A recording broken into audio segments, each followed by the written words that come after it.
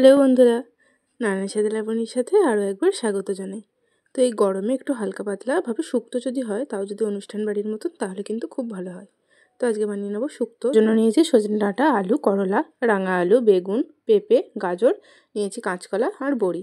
এরপরে একটা মশলা করে নেব। নিয়েছি আদা, নিয়েছি 2 চামচ সর্ষে আর নিয়েছি 2 চামচ পোস্ত। এই সর্ষে আর পোস্তটা একসাথে পেস্ট করব আর আদাটা আলাদাভাবে। এরপরে কড়াইতে দিয়েছি সর্ষের তেল।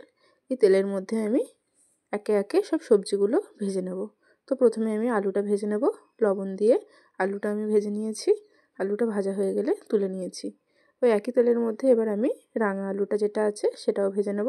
রাঙা আলুটা যখন 50% ভাজা হয়ে গেছে, তখন আমি এর মধ্যে গাজরগুলো দিয়েছি। গাজরগুলো দিয়ে একটু লবণ দিয়ে গাজর আর আলুটাও একসাথে ভেজে নেব। এরপরে তুলে নিয়েছি। একই রকমভাবে ওই তেলে আমি কাঁচকলা আর পেঁপেটাও ভেজে নেব। তো প্রথমে আমি কাঁচকলাটা দিয়েছি, আর কাঁচকলাটা যখন 50% ভাজা হয়ে গেছে, তখনই আমি পেঁপেগুলো দিয়ে দিয়েছি। এরপরে লবণ দিয়ে কাঁচকলা আর পেঁপেটাও আমি একই রকমভাবে ভেজে নিয়েছি। তো এবার এগুলো তুলে নেওয়ার পরে এর মধ্যে আমি করলা আর সজনে ডাঁটাটাও ভেজে নেব। তো প্রথমে আমি করলাটা লবণ দিয়ে ভাজবো, আর করলাটা যখন ভাজা হয়ে যাবে, তখন আমি সজনে ডাঁটাটা দেবো। সজনে ডাঁটাটা দিয়ে বেশি ভাজলে হবে না, কারণ ডাঁটাটা একটু কম ভাজতে হবে। এরপরে তুলে নিয়েছি। কড়াইতে আর একটু তেল দিয়ে আমি সব শেষে বেগুনটা ভাজবো। তো কড়াইতে আর একটু তেল দিয়ে তার মধ্যে বেগুনগুলো দিয়েছি। এবার লবণ দিয়ে বেগুনগুলো আমি ভেজে তুলে নেব। বেগুনটা ভাজা হয়ে গেলে কড়াইতে আর একটু পরিমাণে তেল দিয়ে আমি বড়িগুলো ভাজবো। আর মনে রাখতে হবে, বড়িটা ভাজার সময় কিন্তু গ্যাসের ফ্লেমটা একদম লোতে রাখতে হবে। হাই হিটে ভাজলে বড়িটা পুড়ে যাবে। এরপরে লবণ দিয়ে বড়িটাও ভেজে নিয়েছি। বড়িটা ভাজা হয়ে গেলে কড়াইতে আর একটু পরিমাণে সরষের তেল দিয়ে এরপরে আমি দিয়েছি 5 ফোড়ন। 5 ফোড়ন আর শুকনো লঙ্কা ফোড়ন দেবো আমি। তো প্রথমে 5 ফোড়নটা দিয়েছি, আর দিয়েছি 2টো শুকনো লঙ্কা। এরপরে 2-3টের মতন তেজপাতা দিয়েছি। দিয়ে ফোড়নটা ভালো করে ভেজে এর মধ্যে আমি হিং দেবো।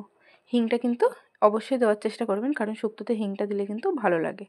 এরপরে হিংটা দেওয়ার পরে দিয়েছি আদা বাটা। আদা বাটাটা দেওয়ার পরে এরপরে দিয়েছি সর্ষে আর পোস্তটা যেটা বেটে রেখেছিলাম সেটা। আর পোস্তটা একটু মশলা ধোয়া জল দিয়েছি আমি এর মধ্যে, দিয়ে মশলাটা কষিয়ে নেব। এরপরে মশলাটা কষানো হয়ে গেলে সব সবজিগুলো আমি একে একের মধ্যে দিয়ে দেবো, কিন্তু আমি বেগুনটা দিইনি। বেগুনটা কিন্তু এখন দিলে হবে না। তো সব সবজিগুলো দিয়ে মশলাটার সাথে ভালো করে কষিয়ে নেব। প্রয়োজন মতন লবণ দিয়েছি আমি, কারণ সবজিটা ভাজার সময় কিন্তু আমি লবণ দিয়ে ভেজেছিলাম, তাই লবণের পরিমাণটা বুঝে দিতে হবে। এরপর এখানে আমি দুধ দিয়েছি। এটা লিকুইড দুধ জাল করেও দিতে পারেন, বা নর্মাল যে গুঁড়ো দুধ হয় সেটাও কিন্তু উষ্ণ গরম জলে গুলে দিতে পারেন। এরপরে বাকি মশলা ধোয়া জলটা দিয়েছি, আর প্রয়োজন মতন আর একটু জল দিয়ে আমি ঢেকে রাখবো। এরপরে যখন ফুটে উঠেছে, তখন আমি এর মধ্যে বেগুনটা আর বড়িটা অ্যাড করব। বেগুনটা যদি আগে থেকে দিতাম, তাহলে কিন্তু বেগুনটা একদম সেদ্ধ হয়ে গলে যেত। আর বেগুনটা ভাজার সময়তেই অর্ধেক সেদ্ধ হয়ে গেছে, তাই বেশিক্ষণ ফোটাতে হবে না। তো এরপরে এগুলো দেওয়ার পরে তার মধ্যে আমি দিয়েছি একটু মৌরি গুঁড়ো। এই মৌরিটা আমি শুকনো কলায় ভেজে গুঁড়ো করে রেখেছিলাম, সেটাই দিয়েছি। আর দিয়েছি ঘি। ঘিটা কিন্তু অবশ্যই দেওয়ার চেষ্টা করবেন, কারণ শুক্তোতে ঘিটা দিলে কিন্তু ভালো লাগে। আর অনুষ্ঠান বাড়িতে কিন্তু এই ঘিটা সবার শেষে দেয়, জন্য আলাদা একটা ফ্লেভার আসে। তো এরকমভাবে করে নিলেই কিন্তু রেডি হয়ে যাবে। রেসিপিটা কেমন লাগলো অবশ্যই কমেন্ট করে জানাবেন। ফেসবুক থেকে দেখলে পেজটি ফলো করে দেবেন, আর ইউটিউব থেকে দেখলে চ্যানেলটি সাবস্ক্রাইব করে পাশে থাকবেন।